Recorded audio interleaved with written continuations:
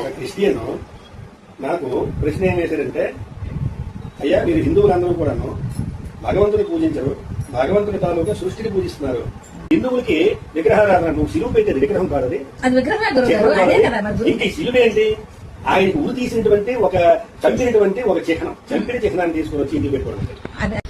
తెలుసుకోండి ఇప్పటికైనా మీరు మేలుకోండి. బహిరంగ మరణశిక్ష అమలు చేయబడే అన్ని స్థలాల్లో చెట్లుండేవి కావు. అందువల్ల ఒక కొయ్యను భూమిలో పాతి శిక్ష పడ్డ వారిని ఆ కొయ్యకు నిలువుగా 2 చేతులు పైకి కలిపి పెట్టి క్రింద కాళ్లను తాళ్లతో కలిపి కట్టి లేదా మేకులు దిగగొట్టి వ్రేలాడదీసేవారు. అంటే యేసుక్రీస్తు పుట్టక మునుపే శిలువ అనేది ఒక శిక్ష విధించే సాధనంగా వాడేవారు.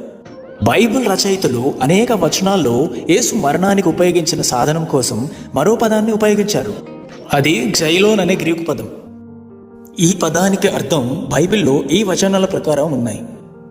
ఈ మాటకు కొయ్య లేదా కర్ర, దుడ్డు కర్ర లేదా మ్రాను అనే అర్థాలే ఉన్నాయి.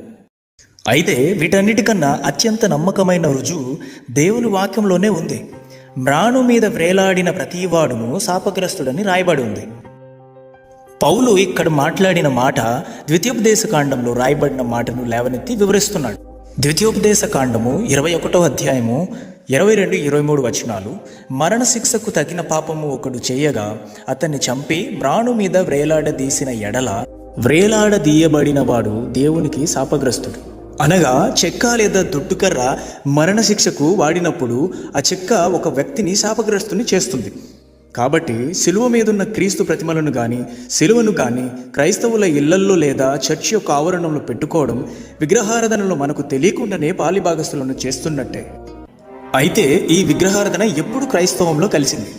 క్రీస్తు చనిపోయిన తర్వాత 300 సంవత్సరాల వరకు క్రైస్తవులని చెప్పుకున్నవారు ఆరాధనలో శిలువను ఉపయోగించారని చెప్పడానికి ఎలాంటి రుజువు లేదు.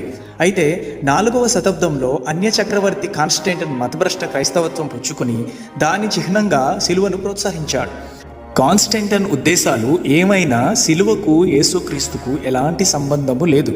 శిలువ నిజానికి అన్యమత సంబంధమైనదే.